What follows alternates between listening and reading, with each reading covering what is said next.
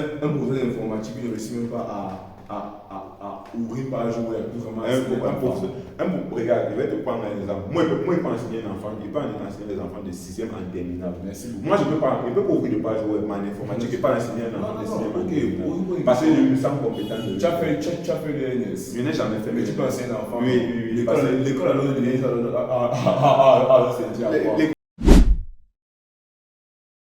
Le diplôme, c'est un truc essentiel. Ok, j'en connais beaucoup de personnes qui sont diplômées. Là, c'est un exemple. C'est un exemple que vous Pas un exemple, c'est prouvé. Qui ont des attestations, mais qui ne foutent rien. Par exemple, si on le chat, les enfants des ministres là, qui deviennent ministres et consorts, dis-moi un peu, tu peux les confier à dîner. Mais ils sont quoi? Ils sont diplômés au carré.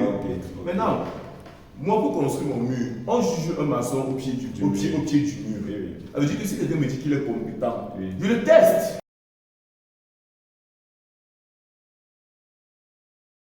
Bonjour à tous, moi c'est Faute Soto Game Suifri, un jeune élève et jeune entrepreneur. Bonjour à tous, moi c'est Kola Joël, jeune officiel de basketball camerounais et joueur de basketball camerounais. Bonjour à tous, je me nomme Maurice Braham Captier, je suis étudiant en histoire des relations internationales. Bon, nous commençons avec la question 1. L'école au Cameroun ne sert à rien. L'école au Cameroun ne sert à rien. Pour ou contre?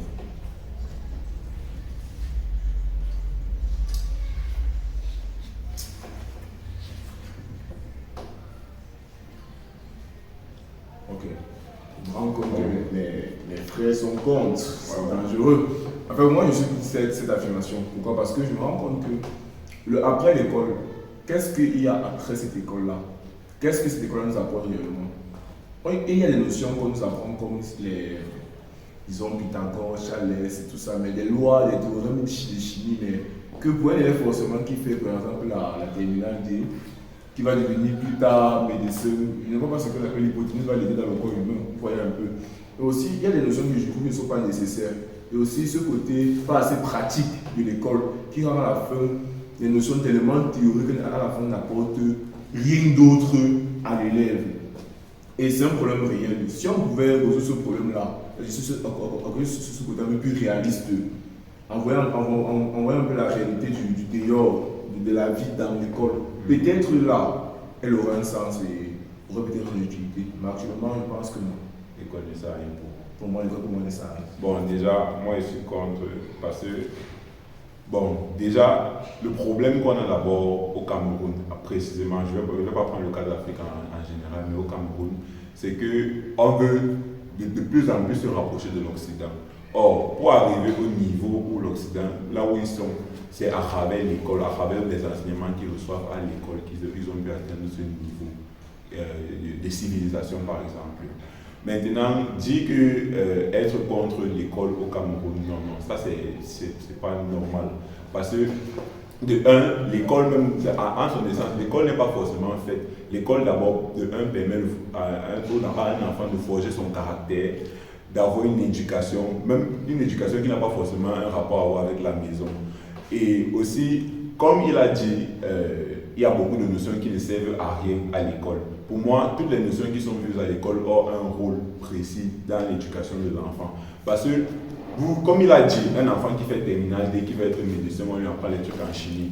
On rencontre bien des élèves qui font terminale A, mais qui partent faire médecine après. Ça veut dire que quoi? S'ils n'avaient pas eu certaines notions de base à la SVT, si on avait supprimé... Est-ce qu'il y a la chimie à terminale A? Il n'y a pas la chimie à terminale A. La chimie, elle la médecine. La chimie, dans certains domaines de la médecine, la chimie, oui. Mais maintenant, l'enfant ne voit pas. Attends, je vais en venir. Il ne voit pas, ça ne lui sert à rien, non. Justement parce qu'il ne va pas forcément aller faire le domaine qui parle de la chimie en médecine. Maintenant, moi je suis en train de dire quoi? Il y a des élèves qui font des études, mais après qui ne partent pas faire les études, qui finissent le lycée, qui ne partent pas faire les études supérieures forcément dans le domaine qu'ils ont vu. Pourquoi? Parce que, mais maintenant, il y a certains, justement, il y a des élèves qui ont fait terminale A et après ils sont peut-être partis faire, je ne sais pas moi, informatique, médecine. C'est normal. Il a choisi la filière littéraire, mais justement les notions qu'il a vues, par exemple en mathématiques, peuvent les par rapport au domaine qui est différent de la littérature. C'est pour ça qu'il y a certaines matières, moi je dis, toutes les matières ont leur place. Et je prends par exemple le cas de l'histoire. Certaines personnes disent que non, je fais science, je fais l'histoire ne me concerne pas et tout. Or, ça a sa place. Tout ce qu'on fait à l'école a sa place. Donc, pour moi, l'école a sa place en Afrique. Parce que, à travers même seulement les cours qu'on voit en histoire, je sais pas, par exemple, on parle des communistes, quand on voit le cours sur les communistes chinois, ça peut aider les jeunes à prendre exemple, à s'appuyer sur eux pour, par exemple, aider à un avenir meilleur. Moi, il y a des questions à vous poser. Le Cameroun essaie de limiter l'Occident sur certains thèmes. C'est quand même que les professeurs qu'on retrouve généralement à l'université aux États-Unis ne sont pas forcément des gens qui ont eu un doctorat. C'est généralement des jeunes personnes qui sont juste fausses dans leur domaine. Oui. Forcément même sans diplôme. Oui. Qu'on prend et enseigne les élèves à l'école. Quelqu'un de sans diplôme. Oui. Qui n'a pas fait comme chez nous, on connaît les NS et tout ça. Quelqu'un que lui, niveau Max, BPC, parce qu'il est par exemple dans la maçonnerie, on le prend, pour venir former les gars à l'école, à politique, pour vous, ça c'est bon. On l'a pris pourquoi? Parce qu'il est compétent, et pas parce que il a les connaissances qu'il a appris à l'école. C'est la compétence qu'il a acquis sur le terrain. Dans la réalité. Mais maintenant, moi, je vais vous prendre. Il y a des gens, n'est-ce pas, qui n'ont pas ces compétences, n'est-ce pas, et qui partent à l'école pour avoir ces compétences et qui réussissent, qui n'avaient pas ces compétences au départ, mais qui réussissent à avoir ces compétences après et qui réussissent à les transmettre. Combien d'enseignants qui bavardent chaque jour à l'école, des enseignants formés qui sont dans le gel et diplôme, combien sont capables on dit que voilà ça, voici un projet fait. Combien peuvent on apprend, les gars, il y a les enseignants, c'est pas pour rien que l'école normale est divisée en deux. Il y a l'école normale pour les enseignants qui vont apprendre aux enfants la technique, il y a l'école normale pour l'enseignement général et technique. C'est pas pour rien que c'est à part. Donc, pour vous, un professeur d'informatique ne réussit même pas à ouvrir page web pour vraiment regarde, je vais te prendre un exemple. Moi, je peux enseigner un enfant, je peux enseigner les enfants de 6e en terminale. Moi, je ne peux pas ouvrir de page web en informatique, je ne peux pas enseigner un enfant de 6e en terminale. Parce que je me sens compétent. Tu as fait le NS. Je n'ai jamais fait. Mais tu peux enseigner un enfant. Oui. L'école a l'ordre de l'NS apprendre la pédagogie pour enseigner un enfant. Justement, l'école c'est à grand chose. Pourquoi? Parce que c'est l'école qui permet. Parce que, par exemple, toi, tu ne peux pas venir chez quelqu'un et tu dis, n'est-ce pas, que je peux faire ça à ton enfant, il peut lui apprendre ça et tu n'as rien qui prouve que tu es capable de le faire. Donc, on va te prendre au sérieux. Ok, tu vois vraiment que c'est justement ça le problème. Bon, mais je pense que M. Oris aussi. Monsieur Oris, si je continue, vous voulez prendre la parole, s'il vous plaît? Non, vous pouvez continuer. Ok. Tu penses vraiment que quelqu'un. Parce que forcément, pourtant, le diplôme aide à la performance. Le diplôme, c'est un truc essentiel. Ok, j'en connais beaucoup de personnes qui sont diplômées. Là, c'est un exemple. C'est un exemple que vous avez. Pas un exemple, c'est prouvé. Qui ont des attestations, mais qui ne foutent rien. Par exemple, si on les enfants des ministres là, qui deviennent médecins et consorts, dis-moi un peu, tu peux les convier à dîner. Mais ils sont quoi? Ils sont diplômés au carré. Maintenant, moi pour construire mon mur, on juge un maçon au pied du mur. Ça veut dire que si quelqu'un me dit qu'il est compétent, je le teste. Il m'en faut de ces diplômes, je le teste. Si maintenant il me prouve qu'il est compétent, je l'embauche. C'est normalement que notre école a fonctionné. Il y a des personnes qui ont du talent pour faire certaines choses. Dans l'école normale, on a eu des enseignants, nous sommes des élèves, on a des enseignants qui ont eu le diplôme peut-être pour professeur, mais est-ce qu'ils vraiment ça savent enseigner? Pourtant, il y a des grands faux quartiers qui n'ont jamais, donc ils n'ont même jamais vu le NSP avec les listes de se trouvent. Mais qui t'explique comment A plus B, donc AB, c'est la guerre. C'est un peu ça, désolé. Je pense que vous êtes un peu en train de monopoliser la parole, donc je me fais le devoir de l'arracher. Concernant cette question, je vais d'abord dire ici que l'école sert à tout au Cameroun. À tout. Je voudrais le dire d'entame avant de dire ceci. Il faut d'abord savoir de quelle école il est question. Il y a plusieurs types d'écoles. Nous avons l'école en milieu scolaire, nous avons l'école en famille et nous avons l'école de la vie. Ce sont les trois sur lesquels je m'appuie pour présenter mon argumentaire ici. Alors, lorsqu'on prend l'école de la vie nous apprend des choses que l'école scolaire ne nous apprendra certainement jamais, ou l'école de la vie. Je vais parler ici des vécus douloureux, quotidiens, douloureux, des vécus, je peux dire, joyeux du quotidien, qui sont des apprentissages de l'école de la vie, si on peut le dire ainsi. Nous avons l'apprentissage au niveau de l'école de la famille. C'est quelque chose qui se transmet de génération en génération. Si mon grand-père avait dit à mon père que lorsque on t'insulte, prends la machette, mon père, lorsque on va m'insulter, il va me dire prends la machette aussi. C'est l'école de la famille. Maintenant, l'école scolaire vient pour que la société puisse recevoir la même éducation et vivre en harmonie. Si maintenant chaque pensionnaire de cette école, l'école scolaire, vient maintenant apprendre tous ces enseignements-là encore, à les appliquer au quotidien, je pense qu'on ne serait pas en train de dire que l'école au Cameroun ne sert à rien. L'école au Cameroun vient renforcer les bases de l'école. Si je prends l'école scolaire, en milieu scolaire, elle vient renforcer les bases de ce qu'on reçoit en famille. Tout le monde n'a pas la même façon de vivre. On n'a pas le même niveau social. Il y a des familles où le matin, quand tu te lèves, tu te laves, tu portes tes vêtements, tu sors. Une autre où tu te lèves, tu te laves, tu fais une prière, tu prends le petit déjeuner avant de sortir. Mais quand nous arrivons en milieu scolaire, un enfant dort parce qu'il n'a pas assez dormi à la maison.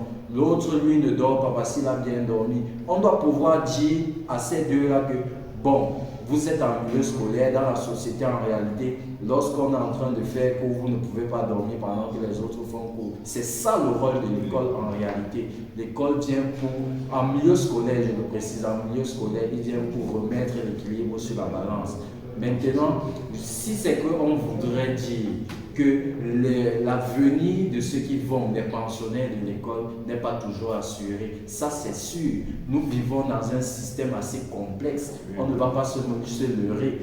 Le système ne nous permet pas d'être sûr du fait que lorsqu'on va à l'école, on sera à même de pouvoir vivre de cette école-là. Nous ne sommes pas sûrs, mais nous sommes quand même sûrs que le fait d'aller à l'école permettrait d'avoir une société harmonieuse. C'est-à-dire que je ne vais pas aller dans la rue et commencer à taper sur un citoyen lambda parce que j'ai mes problèmes. Juste pourquoi? Parce que l'école m'a appris que je ne dois pas le faire, sinon voici ce que j'encours. Donc je pense que je vais m'arrêter à ce niveau pour cette question. Exactement. Je suis très d'accord avec ce que vous avez dit et c'est pourquoi je vais demander à M. Potso simplement une question simple. Est-ce que vous êtes sûr que si vous n'étiez pas parti à l'école, il y a une grande partie des choses que vous êtes capable de faire aujourd'hui, que c'est grâce à l'école que vous avez pu le faire? Si vous n'étiez pas parti à l'école, est-ce que vous aurez su lire? Si vous n'étiez pas parti à l'école, est-ce que vous aurez su écrire et par exemple, avoir des idées en société et pouvoir vous exprimer normalement? Tout ce qu'actuellement je sais faire,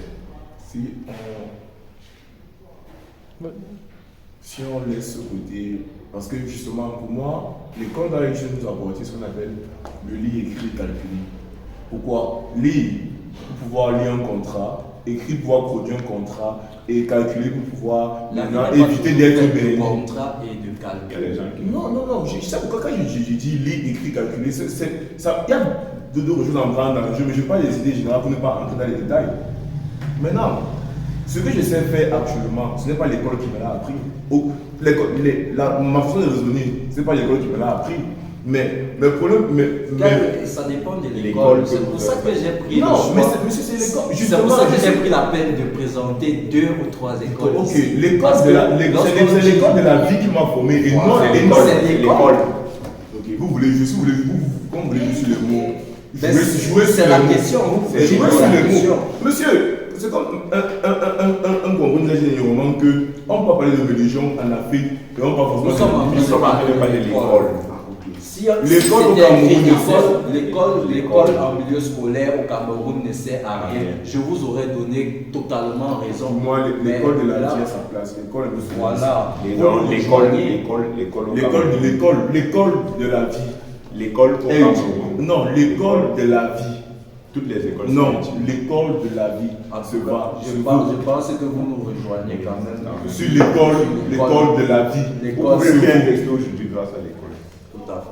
Je ne suis pas très sûr. Vous pouvez lire aujourd'hui grâce à l'école. Je suis pas très sûr. L'école scolaire. Beaucoup en fait actuellement ne savent pas lire. Merci. Beaucoup ont fréquenté actuellement. Parce que justement, là vous êtes en train de prendre un exemple atypique. C'est simplement un enfant, n'est-ce pas, qui partait à l'école sans partir. Il partait à l'école, mais il ne partait pas s'asseoir pour suivre vraiment les enseignements du professeur. C'est une question. Les étudiants et les élèves camerounais sont tous des tricheurs et tricheuses. Les étudiants et élèves camerounais sont tous des tricheurs et tricheuses.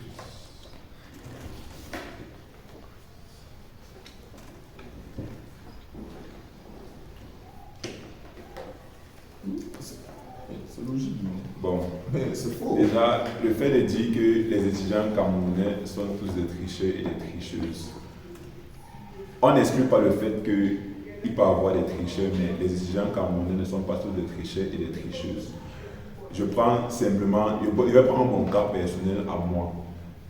J'ai eu à avoir des moyennes en classe, des bonnes moyennes dans certaines matières, simplement au propre vu de mon travail, par rapport aux efforts, au dur labeur que j'avais eu à fournir pour avoir, par exemple, je me suis retrouvé en train d'avoir, par exemple en informatique, 20 sur 20, note sur note, en composant seul sur mon banc, sans demander à personne. Et à la fin, j'ai eu un mérite, j'ai eu des félicitations du professeur, sans que personne ne m'ait aidé. C'est mon travail, c'est mon dur labeur, sans que je n'ai triché. Par exemple, en biologie à l'école, j'avais les 15, 17, sans avoir à tricher, n'est-ce pas? Et des fois même en physique, la matière où je n'étais pas fort, j'avais les 7, mais les 7 c'était mon travail, il n'avait pas besoin de tricher. Et il y avait la sous-moyenne, mais au moins c'était mon travail, donc je ne suis pas un tricheur. Et si je veux même parler de ça, aujourd'hui j'ai le baccalauréat, j'ai eu mon baccalauréat, si je peux dire, il vient à 100% de moi. À 100%, si je peux dire, cette année, mon baccalauréat vient à 100% de moi. Ok. Avec Je le cas figuré, peux le dire. avec le cas figuré, là. Non, c'est au probatoire qui a eu l'eau. Ah, ok, si vous le dites, C'est au probatoire qui a eu l'eau. J'ai une camarade, une voisine qui a fait le bac A, je pense qu'elle a eu l'eau dans tout. Non, au bac A, oui, au bac A, on dit que le bac C et le bac D n'ont pas eu la chance du bac A. Moi, je ne sais pas, entre guillemets. Les étudiants et les élèves camerounais ne peuvent pas tous être des tricheurs. Parce qu'en réalité, il y a toujours une personne pour faire la différence en fait. Parce que si je prends mon cas personnel tout comme lui, je dirais ici que je n'ai jamais aimé passer sans mon effort. J'ai toujours préféré échouer que de passer sans mon effort. Ça, c'est une réalité. Et j'ai eu beaucoup de problèmes avec cela à cause de mes parents. Parce qu'on me reprochait chaque fois d'être celui qui est studieux, discipliné, qui suit tous ses cours, il fait ses devoirs. Mais lorsqu'il vient de composer, il n'écrit rien sur sa feuille. Je préférais ne rien écrire que de prendre à côté. Et je l'avais dit une fois, et je crois qu'au fur et à mesure que le temps passait, ma maman m'avait comprise. Il est difficile pour certaines personnes de se leurrer sur leurs résultats ou de biaiser leurs résultats, parce qu'en réalité, il s'agit de biaiser les résultats. Tu te fais croire à toi-même que tu es en train d'évoluer, d'exceller, alors que tu tournes dans le vide. Donc, pour moi, ce n'est pas tout le monde qui triche. Il y a des personnes qui trichent parce qu'ils veulent se donner une image de savants, alors qu'ils ne le sont pas. Il y a d'autres qui le font parce qu'ils veulent évoluer, mais ça va les rattraper quelque part où on demande ce qu'on appelle la compétence. Donc je pense qu'en réalité, tout le monde, on ne peut pas mettre tout le monde dans le même sac. Mais je sais quand même que les filles, ce sont quand même beaucoup de tricheuses. Je ne suis pas en train de tirer sur quelqu'un en particulier, mais je sais quand même que les filles sont beaucoup des tricheuses. En milieu universitaire, par exemple, lorsqu'on compose, la plupart des personnes qui trichent, ce sont les filles. Ce sont les filles. En réalité, elles ne viennent pas en cours. Elles passent derrière pour voir les enseignants, pour rectifier les notes. Je ne sais pas où elles n'ont jamais composé, mais on rectifie les notes. Et lorsqu'elles viennent même s'asseoir pour composer une session normale, mais c'est terrible, tu ne respires pas. Un comme moi, vraiment, je préfère souvent m'asseoir au fond seul. Parce que, d'abord, ce que j'ai dans la tête, je ne suis pas sûr que c'est d'abord bon pour moi-même. Donc, je ne me vois pas en train de prendre ça pour donner à quelqu'un. Donc, pour éviter ça, mieux je m'assois loin de toi. Mais elle dit que même si ce qui est dans ta tête est faux, elle veut ça. Elle veut se rendre. Ça, c'est pour ça que j'ai dit que les filles, ce sont des tricheuses quand même. Ok, moi je rejoins votre idée, c'est tout. Même pas un argument. Vous avez tout dit. C'est vrai, ils sont les tricheurs, non? Ils trichent pas. C'est un peu tout ça. C'est bon. C'est bon comme choix. Comme moi, est-ce que je cache? La majorité des mémoires et rapports de stage fournis lors des examens ne sont pas rédigés par les 10 candidats.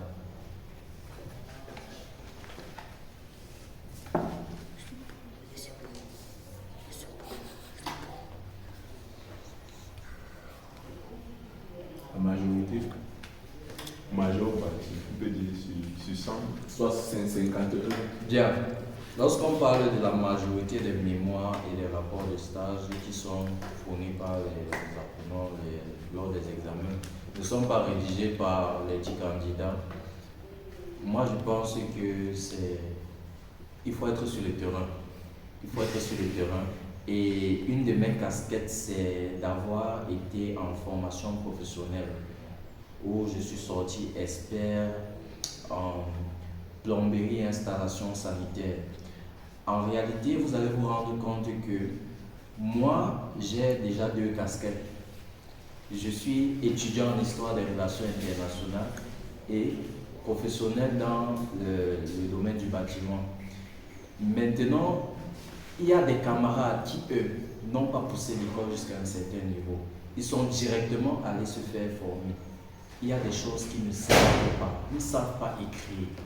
Ils ne savent pas s'exprimer. Ils ne savent pas manipuler la langue, échanger. Ils ne connaissent pas les procédés de certaines activités, de certaines...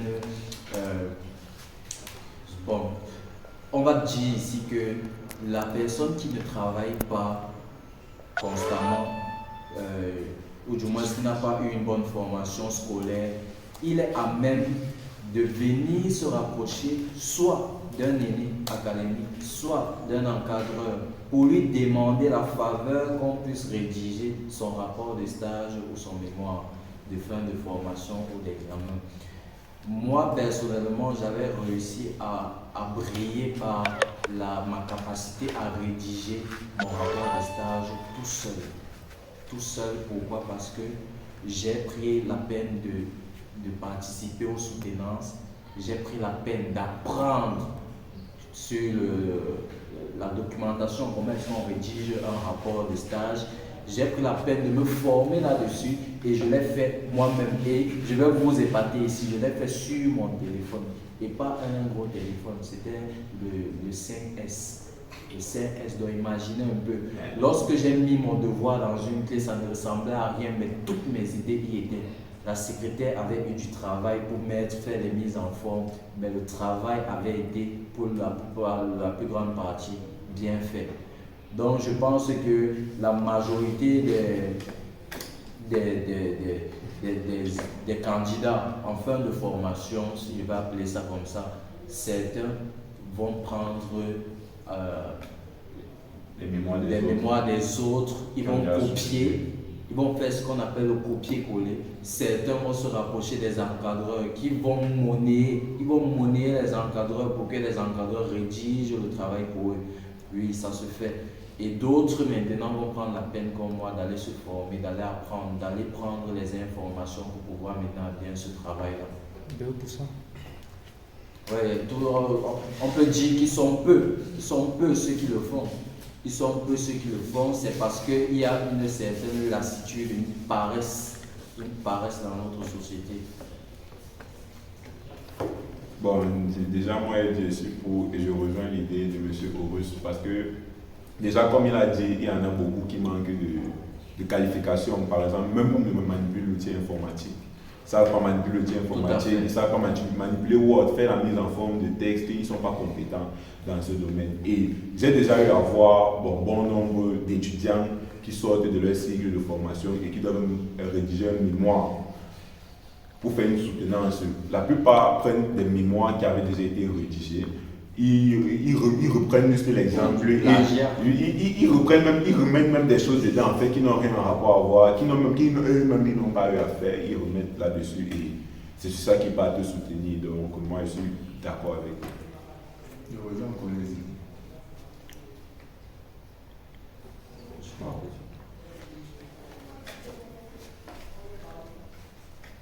Le système scolaire camerounais est-il dérangeant? Le système scolaire camerounais est-il dérangeant?